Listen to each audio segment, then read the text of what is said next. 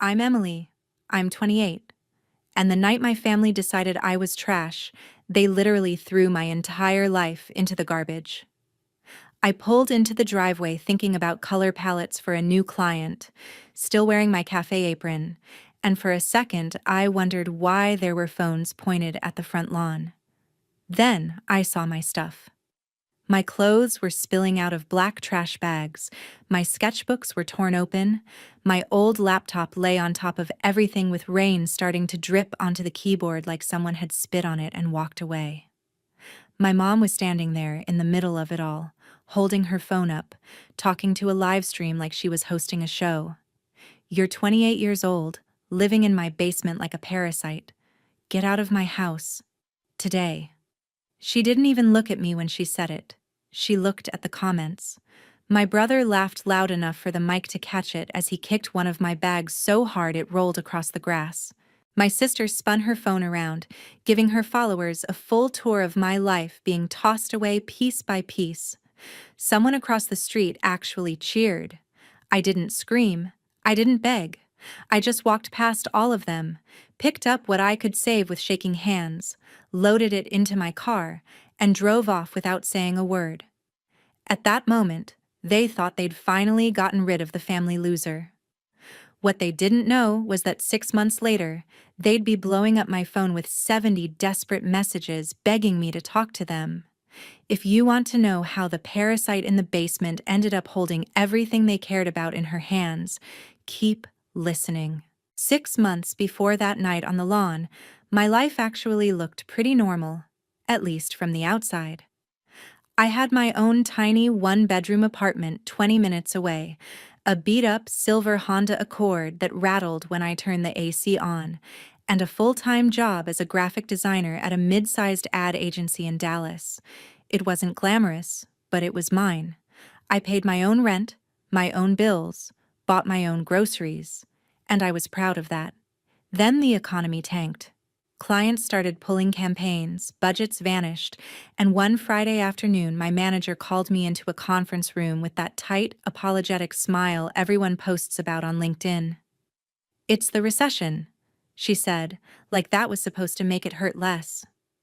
2 weeks later, I was standing in my empty apartment staring at a U-Haul full of boxes, doing the math on my savings and realizing it didn't stretch as far as I'd hoped. Moving back in with my mom was supposed to be temporary, just until I found another decent design job. We agreed I would pay her $350 a month to stay in the basement, plus grab extra shifts at a local cafe while I applied for work. On paper, it sounded reasonable. In real life, it felt like shrinking. My mom, Helen, loved telling people she had taken her grown daughter back in, like she was rescuing a stray. At church, she'd sigh and say, "Emily's back home for a while. Poor thing. The economy really broke her." But when we were alone, the story sounded different. "You're almost 30, she'd mutter loud enough for me to hear as she slammed cabinet doors. "Living downstairs like a teenager who never grew up." My brother Ryan would drop by for dinner, still in his greasy work shirt from the auto shop, clap me on the shoulder and joke, "So, how's the artist in residence doing? Any paying work yet, or just more doodles?" My sister Lisa floated around filming everything on her phone, chirping at her followers about Sunday family dinner and cozy moments, angling the camera so I was always half cut out of frame, like I was just part of the background. The basement wasn't terrible, but it didn't feel like home. I worked on my laptop at a wobbly folding table, updating my portfolio, sending out resumes, squeezing in design gigs that paid insultingly low just to keep my software subscriptions alive. Every time I handed my mom an envelope of cash for the month, she'd flip through it like a landlord checking for counterfeit bills and say something like, "Don't forget, the electricity you use isn't free," as if I'd been showering with the garden hose. Still, I told myself it was temporary. I'd scroll through job listings late at night, imagining the day I'd walk up those basement stairs with a new offer and a move-out date. One morning, that email finally came. A small tech startup in Austin loved my portfolio and wanted to bring me on as a remote freelance designer with the possibility of going full-time. The rate was more than I'd ever made at the cafe and almost close to what I'd had at the agency. My hands were literally shaking as I read the contract. I went upstairs, heart pounding, and found my mom in the kitchen wiping down the counters. "Mom," I said, trying not to smile too hard, "I think I just landed a really good freelance job. It's steady work, decent pay. This could actually get me back on my feet." She didn't scream, didn't hug me, didn't even ask any questions. She just paused, sponge in midair, and said, "Freelance isn't a real job, Emily. Don't get too excited. People like you need stability." Then she went back to scrubbing like I'd told her the weather. I laughed it off, but something about the way she said, "people like you," lodged in my chest and stayed there. Have you ever told someone your good news and felt, for just a split second, like they were annoyed you might actually do well without them? I tried to ignore that feeling. I signed the contract, circled the start date on my calendar, and told myself that whatever my mom thought didn't matter. I had a plan. I had a way out. What I didn't know was that before I could take that next step, she was already planning a very public performance to make sure everyone believed I was the problem, not her. I didn't stop driving until the houses started to blur into one long smear of Christmas lights and pickup trucks. I ended up in front of Sarah's apartment without really remembering how I got there. She opened the door, took one look at my face, and pulled me inside without asking any questions. My clothes were damp, my laptop looked like it had been in a minor war, and my hands were still shaking from gripping the steering wheel. When I finally managed to say, "My mom threw my stuff in the trash and live-streamed it," Sarah just stared at me for a second, then said, "Sit down, start from the beginning." I handed her my phone and scrolled to the saved video someone had screen recorded and sent me before Lisa took it down. Sarah hit play. There was my mother, framed perfectly in the center, eyes bright with righteous anger, calling me a parasite to a rolling stream of laughing emojis. Ryan kicking my bag. Lisa giggling as she swung her camera around like this was top-tier content. I watched my own face appear on screen, confused, stunned, quiet. A couple of comments slid past at the bottom. "She looks lazy, TBH," and "My mom would never put up with that." It felt like being at my own funeral and hearing the eulogy from people who'd never met me. Sarah paused the video and zoomed in on something I'd missed. "Wait, when did she even find out about your new job?" she asked. In the video, my laptop bag was open, papers spilling out, and on top of the pile was a printed copy of the freelance contract I'd left on my desk downstairs. The pages were crumpled, like someone had read them and then shoved them back into the stack. "Lisa was down there this morning," I said slowly, remembering the way she'd accidentally wandered into the basement while I was making coffee. "She asked if she could borrow a ring light. I told her not to touch my stuff." Sarah raised an eyebrow. "And you think she listened?" That's when it clicked. My mom hadn't just snapped out of nowhere. She'd seen the rate on my contract, the start date, the words remote, retainer, option to go full-time, everything I'd been praying for. And instead of being relieved, she'd seen it as a threat. To her story, the one where she was the struggling single mom supporting her helpless adult daughter.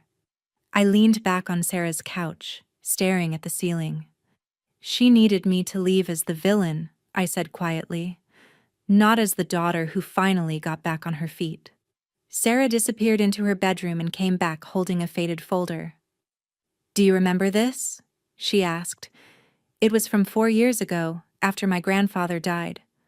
The old investor who used to take me on long drives to look at houses and explain why some neighborhoods were gold mines and others were money pits. He'd left an envelope with my name on it back then, sent through his lawyer. I'd been too grief-stricken and overwhelmed to really process it. My mom had waved it off at the time. Just boring estate stuff. I'll handle it.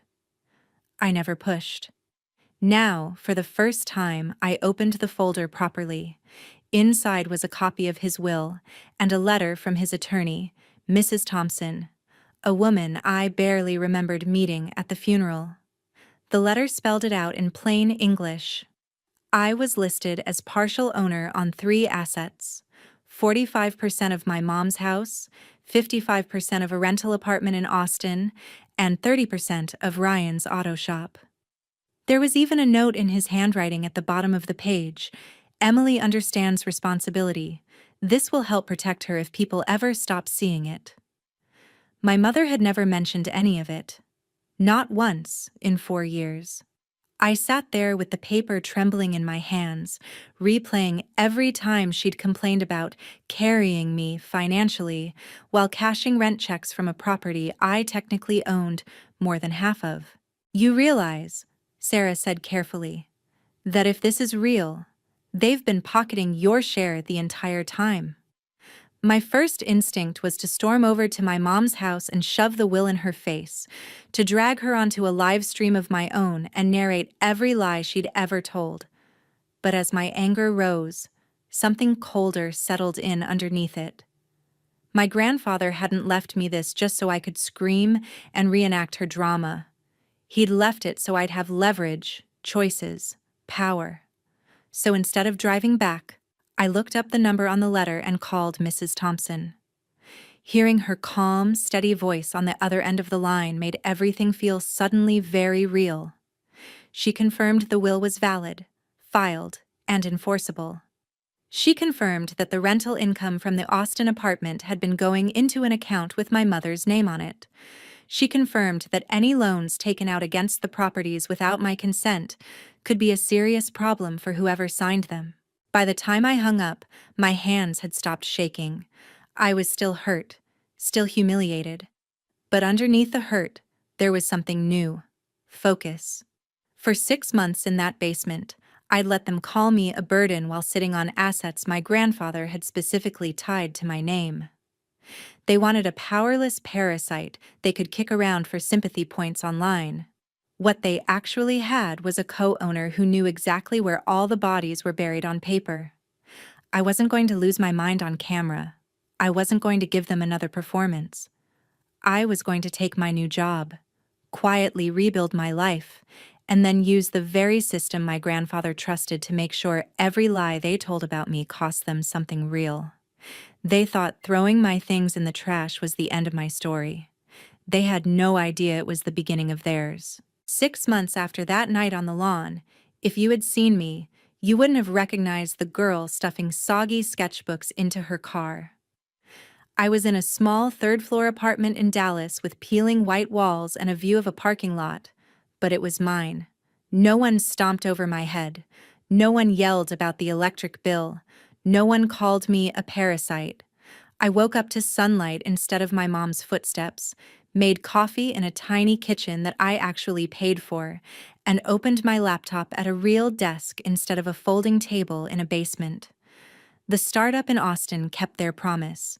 The freelance contract turned into steady work, and then into retainer projects. It wasn't Silicon Valley money, but it was enough for rent, food, and a little bit of breathing room.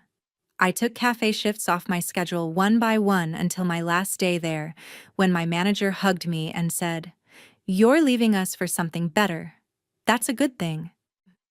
It felt strange to hear an adult be proud of me without a "but" attached. In all that time, I didn't block my family. I just didn't answer. My phone would buzz with group chat updates and random texts from my mom about distant cousins and church events, like nothing had happened. She never mentioned the night with the trash bags. She never asked where I was living now. It was like she was trying to rewrite the story by pretending it didn't exist. I let her. I needed the silence more than I needed the apology. While I was rebuilding my portfolio and picking up new clients, Mrs. Thompson was doing something else in the background. She was pulling bank statements, rent records, loan documents. Every few weeks, we'd have a short call. She'd ask me questions. I'd send her screenshots. And then she'd say, "We'll move when you're ready, Emily, not when they are." For the first time in a long time, an older adult wasn't telling me to be grateful or stop making trouble. Washkwehi. She was telling me my anger made sense. One Tuesday afternoon, after I submitted a big batch of designs, she called and said, "I think it's time." I stared at the spreadsheet open on my screen. Years of rental income from the Austin apartment. Loan paperwork with my mother's and Ryan's names, but not mine. A rough estimate of what my share should have been. I swallowed hard. "What happens when we do this?" I asked. "We don't destroy them," she said calmly. "We just stop them from pretending you don't exist. They'll get angry. They'll try to make you feel guilty. That's not your problem." A week later, she sent formal letters to my mother and to the shop address, laying everything out in legal language. My ownership percentages, the debts taken out without my consent, the amount of rental income that should have been shared. A request to negotiate a fair arrangement before things went to court. She copied me on the email and mailed physical copies too, just in case anyone tried to claim they never saw it. For a few days, nothing happened. It was almost boring. I went to the gym, answered client emails, argued with a developer over button placement. Part of me started wondering if my family had just tossed the letters into the same trash can they'd thrown my clothes into. Then, on a quiet afternoon, my phone lit up on my desk so fast it looked like it was glitching. First, the family group chat dinged. Then Ryan. Then Lisa. Then my mom. Then a wave of message previews stacked on top of each other until I had to pick the phone up to even see the screen. In less than an hour, I had over 70 notifications. Ryan. "What the hell is this lawyer crap? Call me now." Lisa. "Can we please talk about this like a family before you blow everything up?" Mom. "Emily, where are you living? Why didn't you come to us first? We need to fix this. Answer me." The group chat was chaos. Screenshots of the letter, all caps accusations, cousins asking what was going on. My Aunt Linda dropped in a single line that said, "Maybe we should have told her about the will when Dad passed," and then immediately left the chat. I stared at my phone and realized something had flipped. 6 months ago, I was the one standing in the driveway with my life in pieces while everyone pointed cameras at me. Now they were the ones spinning, trying to control the narrative, trying to drag me back into the role of the guilty child who needed to make things right. I set the phone down, face down, and let it buzz on the table. I made myself a sandwich. I finished my client notes. I let every call go to voicemail. When I finally listened to one of Ryan's messages, he sounded less angry and more afraid than I'd ever heard him. "Look, Em," he said, voice tight, "Mom's freaking out. The bank is asking questions. Just tell us where you are so we can sit down and figure this out. You don't have to do this." But the thing was, I did.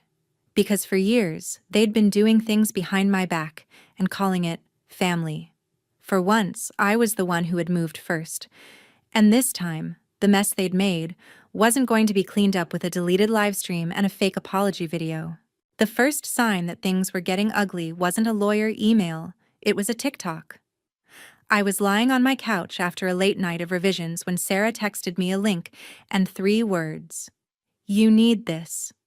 I clicked, and there was Lisa, perfectly lit in her bedroom, mascara smudged just enough to look vulnerable. The caption said, "When your own family member chooses money over blood," and the sound she used was some trending audio about betrayal. She never said my name, but she didn't have to. She talked about a sibling who was suing our mom over a house she never paid for, and trying to take my brother's business away. Her followers flooded the comments with sympathy, calling this mystery sibling greedy, ungrateful, a gold digger. A few of them figured out my Instagram from old tagged photos and started sending me DMs. "You really taking your mom to court over rent money?" one asked. Another one said, "Get a job instead of chasing inheritance." Darren? It was almost funny, in a sick way, how fast people will pick a side when they only hear one version of a story. I put my phone down, took a few deep breaths, and reminded myself that Mrs. Thompson had told me this might happen. "They're going to frame this as you attacking them," she'd said. "Because that's easier than admitting they stole from you." A few days later, it wasn't just DMs. Somebody left a 1-star review on my design portfolio page, calling me unprofessional and emotionally unstable. Another wrote, "Refused to work with family. Imagine what she'd do to clients." I knew exactly where it was coming from. The language sounded way too much like the things my mom used to say under her breath. Then Ryan showed up. I was leaving my building one afternoon with my laptop bag over my shoulder when he stepped away from a truck parked at the curb. He looked tired, eyes bloodshot, holding a crumpled cigarette pack in his hand. "We need to talk," he said, blocking my way. "You can call my lawyer," I answered, keeping my voice as steady as I could. He laughed once, sharp. "Oh, that lady? She's trying to turn you against your own family.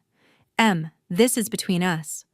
Just sign a paper saying you don't want the shop in Mom's house, and this all goes away. The bank stops calling. We get back to normal." Normal. As if normal was my clothes in the trash while he laughed for an audience. I shifted my bag on my shoulder, reminding myself that there were cameras in the parking lot. "I'm not signing away what Grandpa left me because you took out loans without me," I said. His jaw tightened. "You think you know how business works because he took you to look at a few houses? You're going to ruin everything he built." I almost laughed at that. "He built it, Ryan," I said. "You and Mom just pretended I wasn't part of it." He stepped a little closer, voice dropping. "If you don't stop this, you're going to regret it. None of us are going to forgive you, ever." For a second, the old version of me, the one from the basement, wanted to apologize, to smooth things over, to try and fix it. Instead, I pulled out my phone, held it up where he could see the recording icon, and said, "You done?" He cursed under his breath, turned away, and got back in his truck. Later that night, I sent the audio to Mrs. Thompson. She replied with one sentence. "Thank you, this helps." While my family pushed their version of the story online, she was quietly building a completely different one on paper. She walked me through what she'd found so far. My mom had used the Austin rental as collateral for a personal line of credit without my signature. Part of that loan had gone into Ryan's shop when business slowed down. The rest had been used to update the house we technically co-owned.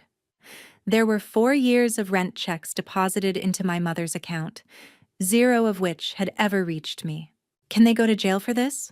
I asked, my voice tighter than I meant it to be. "We're not talking prison right now," she said. "We're talking consequences. Financial, legal, reputational. And Emily, your grandfather was smarter than they gave him credit for." That was when she told me about the clause they never mentioned.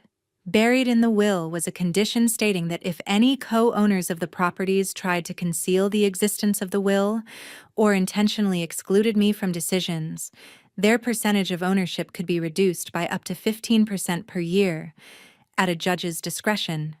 It wasn't automatic, but it was a very real threat. "They thought they were hiding you from the paperwork," she said. "All they really did was stack penalties against themselves." Meanwhile, the online harassment didn't stop. Lisa posted another story, this time crying harder, saying, "Sometimes the people you'd give your whole life for are the ones who will sell you out for $1. Her comments were full of people telling her to cut me off forever, to protect her energy. I watched the video twice, not because I felt guilty, but because it was surreal seeing someone weaponize strangers' sympathy like that when I had the actual bank documents in my email. One evening, after a particularly long day of filtering hate DMs into a folder I jokingly labeled evidence, my phone rang again. It was my mom. I let it go to voicemail, then listened to it with my thumb hovering over the delete button. Her voice was shaking. "Emily, what are you doing?" she said. "You're tearing this family apart. Do you think your grandfather would want this? Do you think he'd want us fighting over money?" I looked over at his letter on my desk, the one where he'd written that I understood responsibility. I thought about all the rent checks she'd cashed while telling her friends she was supporting me. For the first time, her guilt trip didn't land. Have you ever realized in one moment that the thing you were always told was your fault never actually belonged to you in the first place? I took a breath and deleted the voicemail without answering. They could flood my inbox, flood my mentions, flood my voicemail. They could call me greedy, selfish, heartless. But every new post, every angry message, every veiled threat was just one more piece in a pattern that my lawyer could point to later. They were trying to keep control the only way they knew how, by shouting louder. I was done shouting. I had something louder than all of them combined. I had the law, and it was only a matter of time before they learned that the hard way. The turning point didn't feel dramatic at first. It was just an email from Mrs. Thompson asking if I could come into her office on a Thursday afternoon. Her building was one of those older brick places downtown, the kind of spot my grandfather would have approved of, solid and unpretentious. I sat across from her at a long wooden desk while she laid out a stack of folders like we were about to play the most high-stakes card game of my life. "I think it's time we put some choices in front of your family," she said. "And we do it on paper, not in comments or live streams." She walked me through what she'd prepared, a detailed summary of my ownership in the house, the Austin rental, and Ryan's shop. 4 years of rent income that had never been shared. The loan documents where my name should have appeared and didn't. Then she showed me the proposal letter. It was simple, almost polite. We weren't threatening to throw anybody out on the street.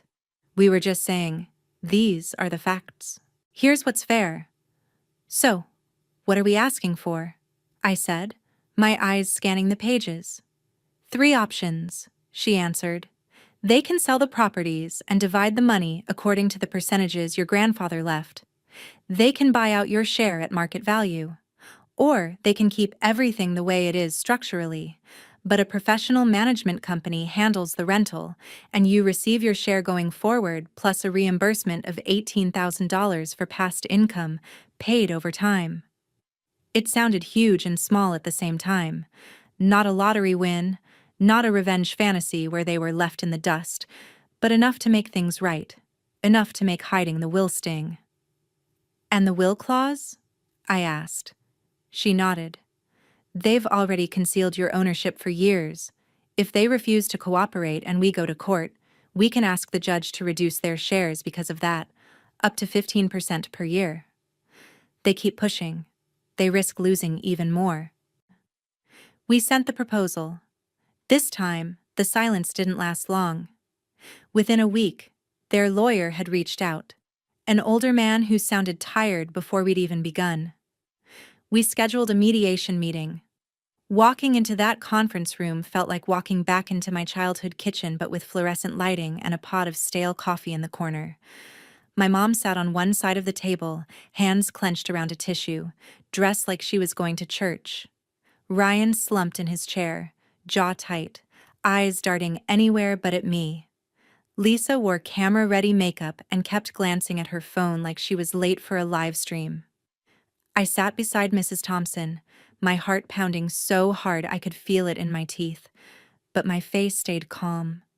I wasn't the basement girl anymore. "We don't want to drag this through court," the other lawyer started. "This is a family matter." Mrs. Thompson didn't even blink. "It became a public matter when my client was thrown out on her front lawn on camera," she said, her voice even. "We are here because that video is not the only thing your clients chose to hide." My mom launched into a speech about sacrifice, about raising 3 kids alone, about helping Emily when she had nowhere to go. She insisted that the rent money had gone to household expenses and that the loan against the rental was just a temporary measure to keep the family afloat. Ryan said the shop would have gone under without that money, that my grandfather would have wanted him to have a chance. Lisa cried about stress, about brand deals, about how online hate goes both ways. They all agreed on one thing: I was overreacting. I listened. I let them talk themselves in circles.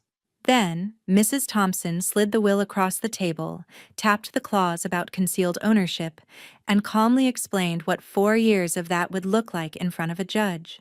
For the first time, they went quiet. The other lawyer cleared his throat. "What exactly would your client accept?" he asked, gesturing toward me. I felt every eye in the room hit my face at once. My mom's eyes were pleading now. Ryan's were angry. Lisa's were calculating. I took a breath.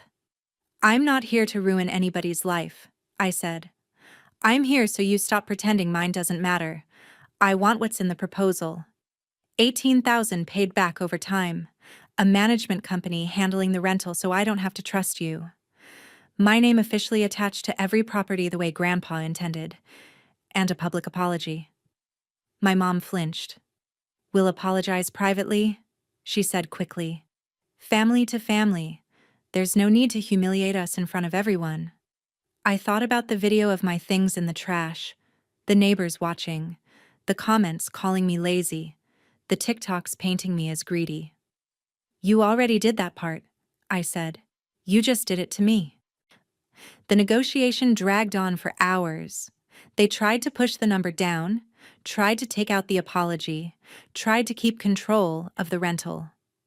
Every time they pushed, Mrs. Thompson calmly reminded them what court would look like, how a judge might view 4 years of hidden income, how that 15% penalty could erase more of their ownership than this agreement ever would. At one point, Ryan snapped, "You're choosing money over your own mother." I looked him in the eye and said, "No, I'm choosing not to let my mother steal from me and then call it love." In the end, exhaustion and fear did what morality never had. They signed.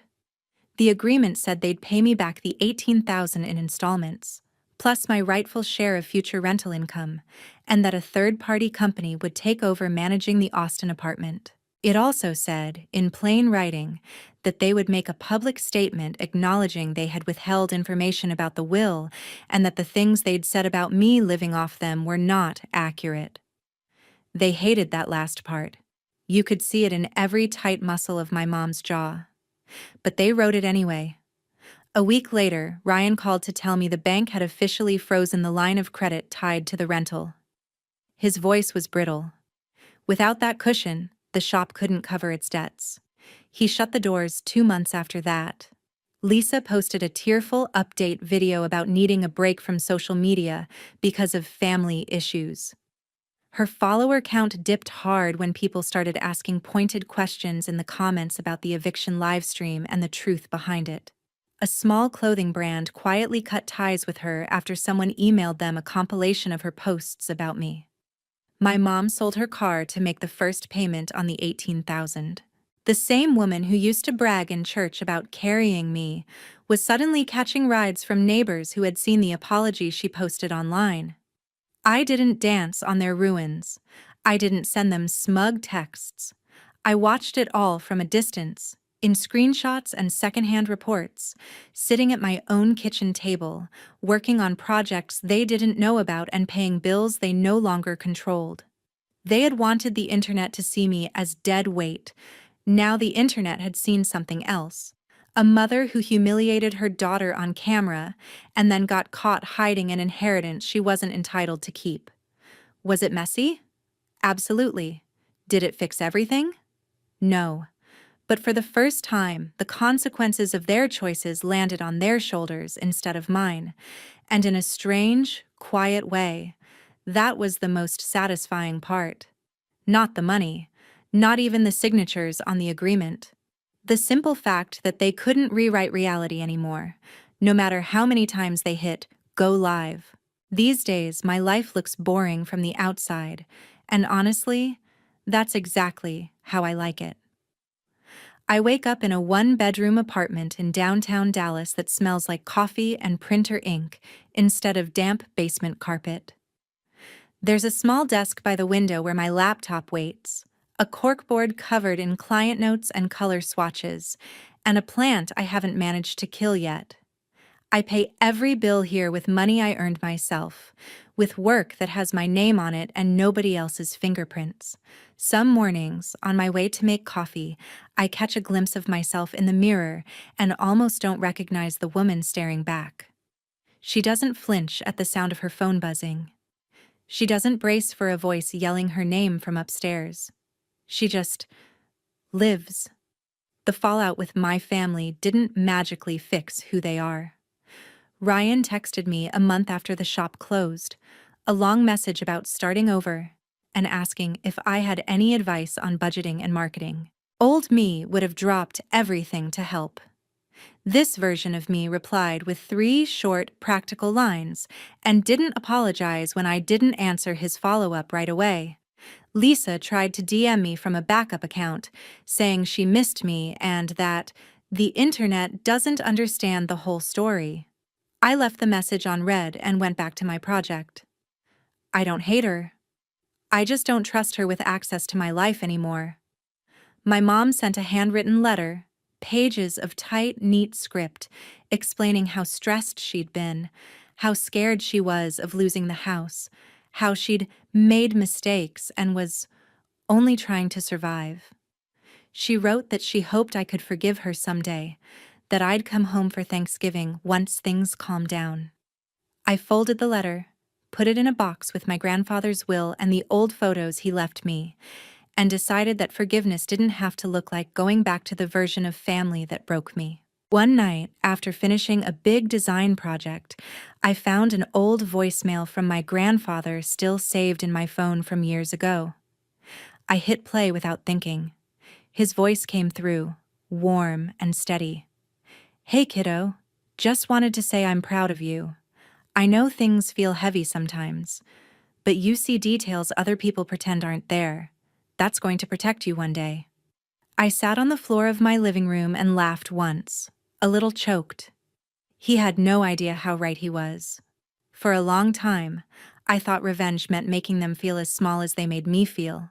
Standing there watching my things in the trash, I fantasized about some big dramatic clapback, about humiliating them the way they humiliated me. In the end, revenge looked different. It looked like using the truth instead of screaming. It looked like boundaries instead of begging. It looked like making sure their lies cost them money, reputation, and comfort, while I built something quieter but stronger. I won't pretend it didn't feel satisfying to see the apology post my mom wrote, to hear that Lisa lost brand deals, to know Ryan couldn't keep playing boss with money that was never really his. But the part that stays with me isn't their punishment. It's the way my chest doesn't tighten anymore when I hear the word family. I've learned that blood doesn't give anyone the right to steal from you, to rewrite your story, or to turn your pain into content. Respect does. Accountability does. Love does. If you've ever been the problem child just because you refuse to stay quiet, I hope my story reminds you that you're allowed to protect yourself, even from the people who raised you. And if your own family ever made you feel like dead weight, maybe one day you'll get to stand in a place that's yours, paid for with your own work, and realize they were wrong about you the entire time. When that day comes, I hope you remember to choose your future over their version of your past.